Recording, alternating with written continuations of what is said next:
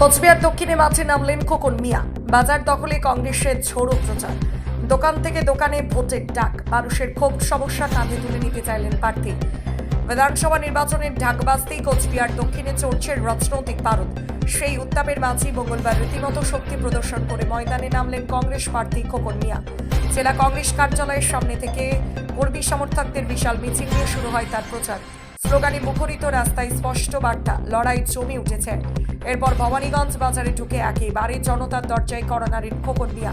দোকানে দোকানে গিয়ে সরাসরি কথা, হাত মিলিয়ে ভোটের আবেদন, সব মিলিয়ে জমে ওঠে রাজনৈতিক নাটকীয়তা।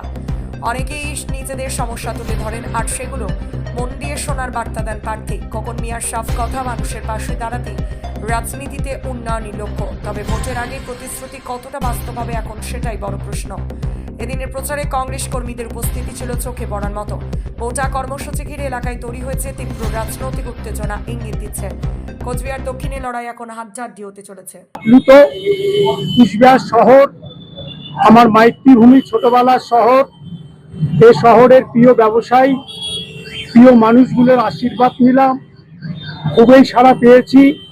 আমরা 200% শিওর জাতীয় কংগ্রেসকে মানুষ হাত চিহ্নে ভোট দিয়ে এবারে দক্ষিণ বিধানসভা কেন্দ্রের মানুষ একটা স্বাধীন দল, ধর্মনিরপেক্ষ দল, সেই দলে আশীর্বাদ করবেন, এটা সুনিশ্চিত আমরা জাতীয় কংগ্রেসের পক্ষ থেকে। তবে এখানে বিজেপির প্রার্থী, তৃণমূলের প্রার্থী কাকে বেশি শক্তিশালী বলে মনে হচ্ছে, কার বিরুদ্ধে লড়াই? শহরের মানুষ অত্যন্ত শুভ বুদ্ধি সম্পন্ন মানুষ, দক্ষিণ বিধানসভা কেন্দ্রের মানুষ শুভ বুদ্ধি সম্পন্ন মানুষ, ভোটারগণ দলমত জাতি ধর্ম নির্বিশেষে আপনারা সকলেই জানেন, শহরের মানুষ জানেন, দক্ষিণ বিধানসভা কেন্দ্রের মানুষ জানেন। হাত চিহ্নকে ভোট দিয়ে ওরা আশীর্বাদ করবে।